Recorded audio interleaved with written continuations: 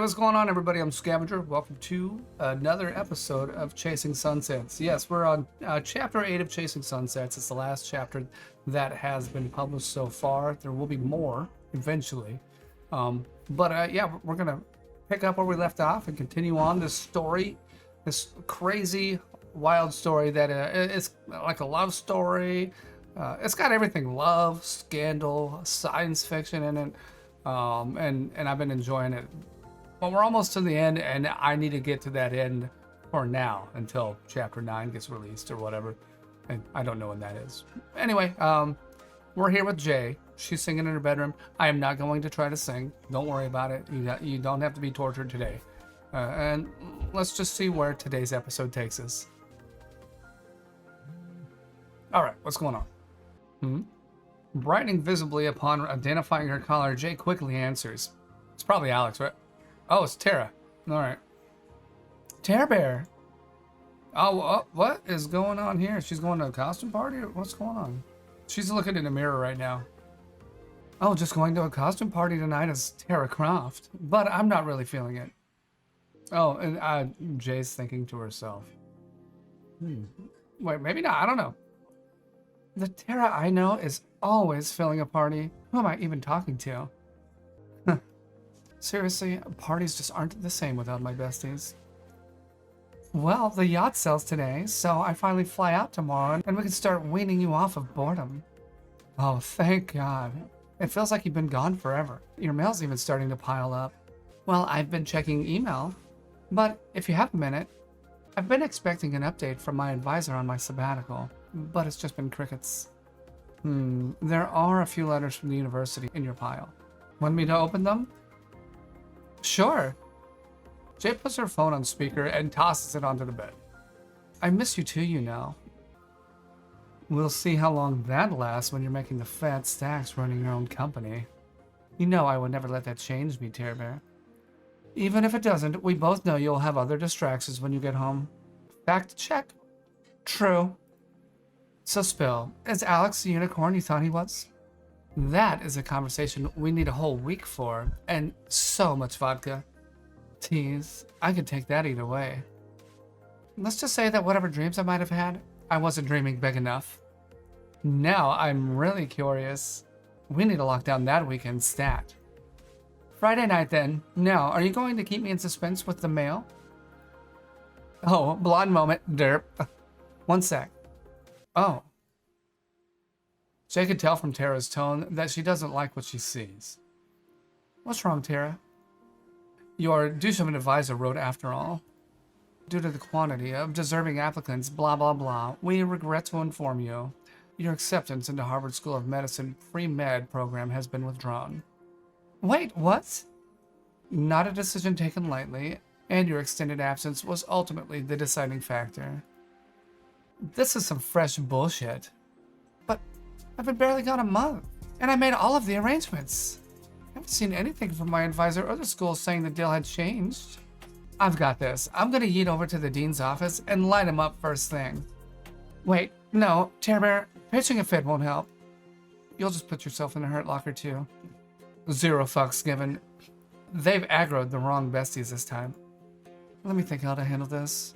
Please promise me you won't do anything until I've had a chance to think this through. I don't know. Promise me.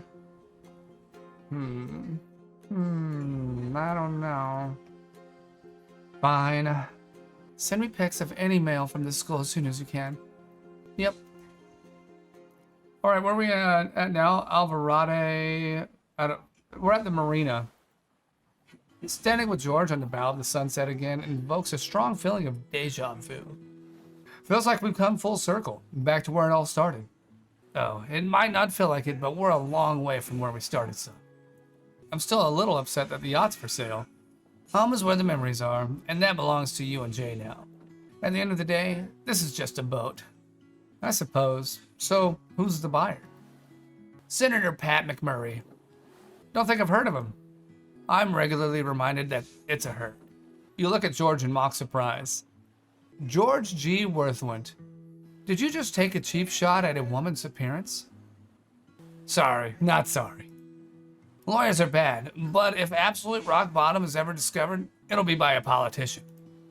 Shit, that reminds me, I've been meaning to tell you about... Hey, so what's his nuts?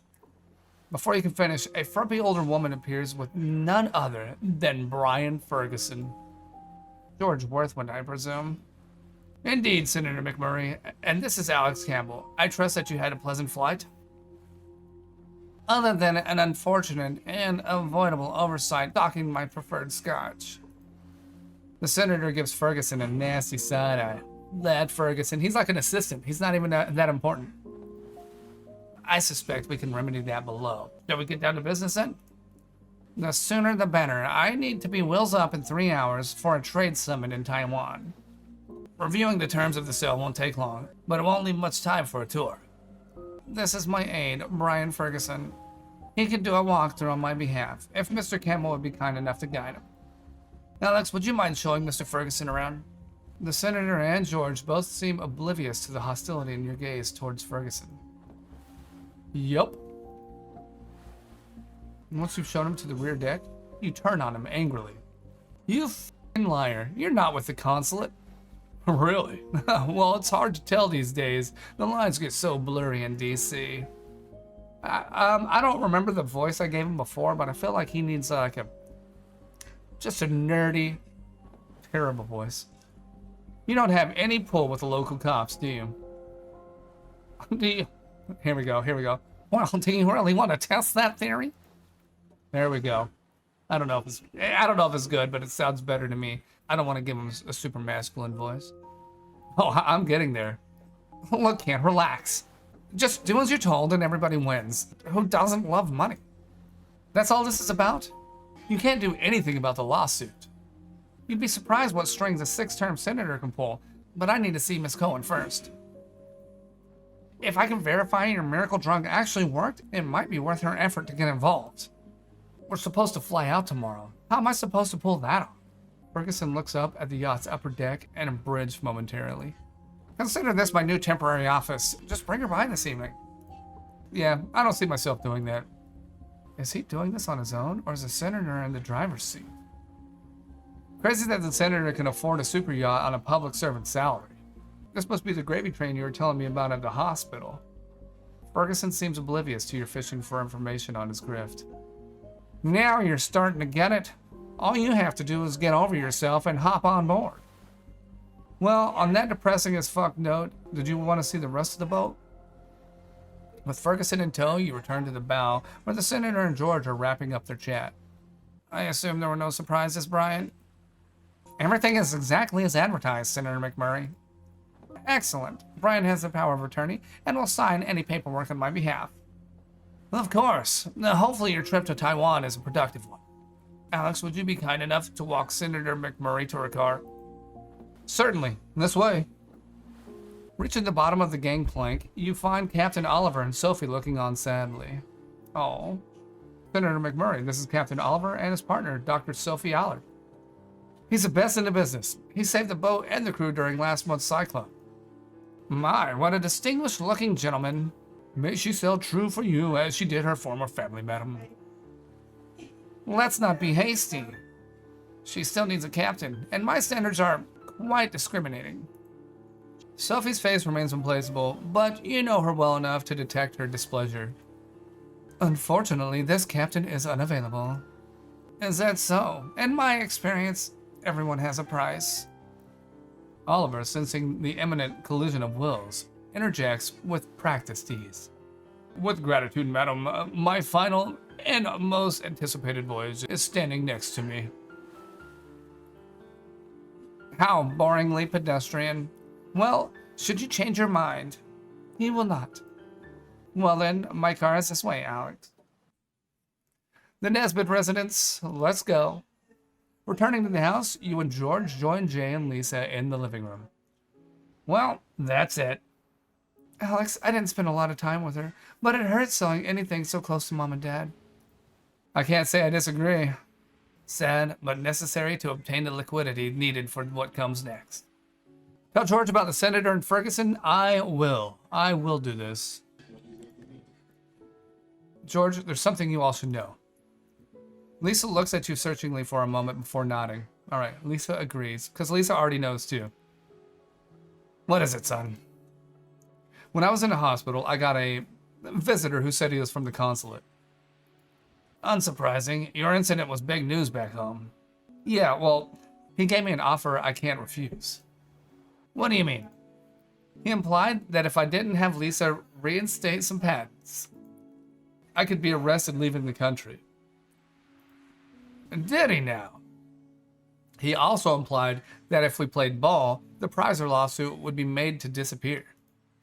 Now that is troubling. I have not received any fillers from law enforcement. There's more. More?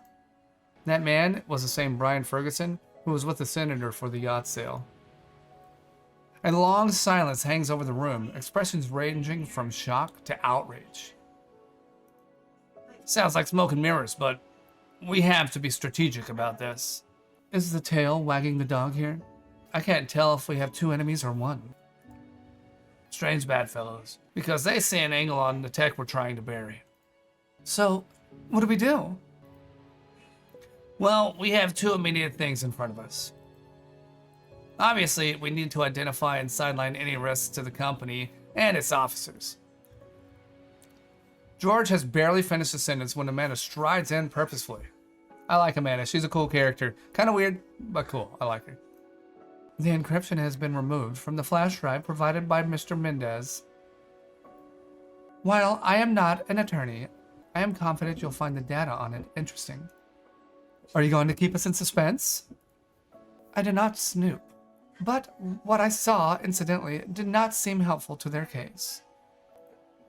Well, let's hope you're right. Thank you, Miss Cohen. Beaming at you, Amanda turns to leave. Amanda, can I have a word with you when this is over? Yes, please. I have something important that I wish to discuss with you also. Jay shoots the two of you a curious look, but says nothing. Shall we get on to the second thing? Oh, yes, just so. Let me begin by saying I've taken some liberties with Sarah and James' final wishes. Here it comes. Oh, how so? Jay's expression is a study in practiced innocence. Well, at the time of their passing, they were working on their will, but it wasn't a priority. Whenever it came to defining assets, they'd lose interest in it, promising to return to it later. So, what have we been doing for the last month then? Reconnecting, becoming the family your mother and father hoped would survive them. What made you think that wouldn't happen organically in Boston? Can you remember any stories where siblings grew closer after inheriting a fortune? No, actually. No, I can't. And what would have happened if we'd failed your test? It wasn't a test, Alex. It was a chance to reset things before responsibility muddied the waters. What if we'd both refused? Polygene would have been sold and the assets split between you evenly. And now? George pauses for a moment and then looks at you both gravely. Huh. Lisa and I are convinced the two of you have what it takes to step into your parents' shoes. You've both been very impressive, minor missteps aside. We both believe the company will thrive under your ownership. George doesn't make eye contact and seems deeply troubled. Having second thoughts about that, George? Not about the outcome, but in hindsight, I can't help but think there was a better way. Fixing us wasn't your job, George. It wasn't even Mom and Dad's.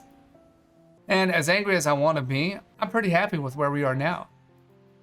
The end doesn't justify the means, but you catch Jay's expression and see forgiveness in her eyes. I believe your heart is in the right place, Uncle George. Uncle? Why, thank you. Notably more upbeat, George takes a deep breath. Now, is he actually the uncle, or does he just like the title of uncle? I can imagine it going either way, you know.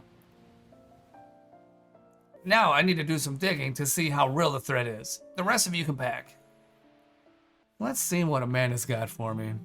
Nope, we got a text message. Ah, Mallory's home safely. I need to take more puff pieces into tropics.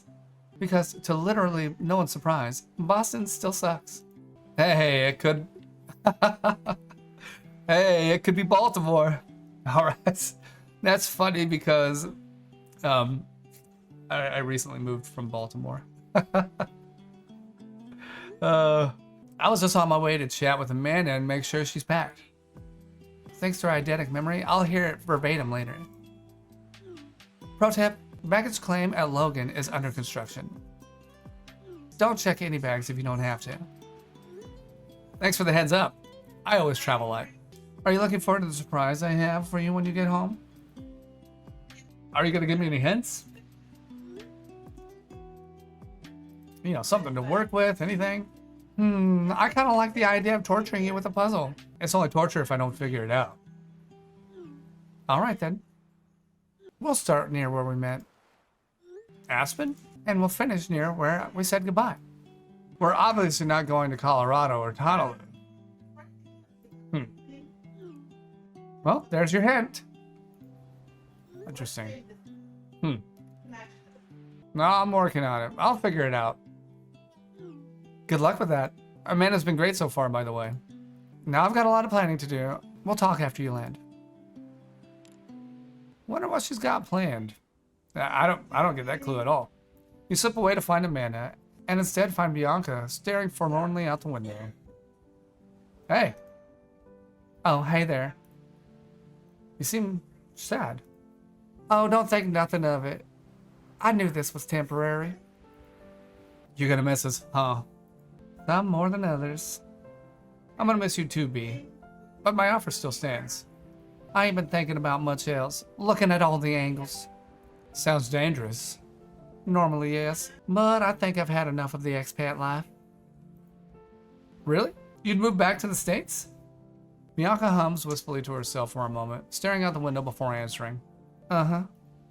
Are you returning to the heat, or are you ready to brave the cold? Bianca cocks an eyebrow, and a hint of thirsty Bianca shines through. Given how warm I feel around you most days, I figure it'll be a wash. But you'll also be richer than God, and I'll be the project manager of a big company. Bianca. All the status in the world wouldn't make me too good to be your pool boy. I'll hold you to that, Alex. You know I will. There's no way I'm going to watch part 2 without you. It really is unnatural how you know exactly the right thing to say sometimes. A survival mechanism honed by years of growing up with a throat-punching sister. Alright, a minute later. Now we're getting with Amanda. Hey Amanda, what did you want to talk about? I have learned that Brian Ferguson is not with the consulate, which means he likely has no influence with the Honolulu police. Not that I can determine. His diplomatic credentials indicate that he is an aide to Senator Pat McMurray. Amanda's eyes widened slightly in surprise. You are a savant. This vastly increases the odds that we will produce formidable offspring. Whoa, I'm not a savant, Amanda. The senator purchased a Sunset, and Ferguson was with her. I see. That is the final piece of the puzzle. I don't have to be a savant to see that. I was unable to penetrate government systems, but I had more success with his bank account. Wait, what? You hacked the bank account of a federal employee? Can it legitimately be called hacking if his password was password? It's like his password is password. That is crazy. It used to be just baloney, but now they make you add a number. I don't get the reference. If you guys know the reference, let me know. And as soon as you tell me, I'm gonna feel stupid for not getting the reference. I know I will. Is it a movie reference? Anyway, I understood that reference. In any case, Ferguson wants to meet you. To what end? He thinks verifying your treatment will prove we're sitting on a game-changing technology. Even so, Polygene remains privately held. So he and the senator lack any means to exploit that. You're right. He's shown zero interest in the company, only the technology. That detail seems significant. I can't let you meet with him. I'm going to tell him to get fucked. A missed opportunity. I believe this can be turned to your advantage. How's it a missed opportunity when we don't even know what he's able to do? He is merely a conduit. Any real influence lies with the senator. Is it bad that I kind of hoped he actually had the power to get the lawsuit dropped? Hope springs eternal. In spite of your reservations, I still wish to meet with him. Yeah, no. Everything about that feels like a bad idea, and I made a promise to Mallory. Alex, with the big picture becoming discernible, it's time to make an important decision. And here we go. Is saving Polygene enough, or will you unravel the entire corrupt system? Whoa, we're struggling with just the former. Now you want to boil the whole ocean? Greater impact does not require greater effort. We must simply plant a more destructive seed. If it takes root, the system will destroy itself. But we must decide before meeting Mr. Ferguson. So many questions. What are the risks? Powerful people with many connections will bleed massive wealth. It is also impossible that they will not take the bait or discover who set them up. That sounds bad. I should definitely call a meeting so we can discuss it. Planting the seed involves distorting the truth, and George and Lisa could be disposed under oath. That's what makes me nervous. Weaponizing a lie seems more like them than us. Yet it has been widely embraced by law enforcement in the execution of undercover work. Go big or go home? I'm going to trust her on this one. We're going to trust Amanda. I mean, she's a genius. So we're going to go big or go home. I'm not even going to save before I make that decision. Let's just go with it. You've already gamed all of this out, haven't you? Within the variability of human behavior, we will prey on Ferguson's confirmation bias. Confirmation what now? How would we do that? By meeting with him and reinforcing what he already believes. Mallory asked me to look after you. This would mean betraying her trust. He became winded feeding seagulls yesterday. You're not risking my safety. What exactly would your role be? He must underestimate me. Your role would be to ensure that he does. Whatever we do, Crucible and PGB 132 absolutely must stay under wraps, no matter the cost. Naturally. I don't think you understand. If he sees you, that's a de facto confirmation that PGB 132 exists. My treatment will eventually be confirmed regardless. We must contain it now. I'm guessing you have a plan. The time-honored application of leverage. Remember, I have his bank records. So, what do you have in mind? I require a few items from my room, and then we can pay him a visit. Does Samuel Jackson like anime? Yes, I do. Hentai too. I have an idea. Get naked. What did you say? If it works, it works. On my wiener.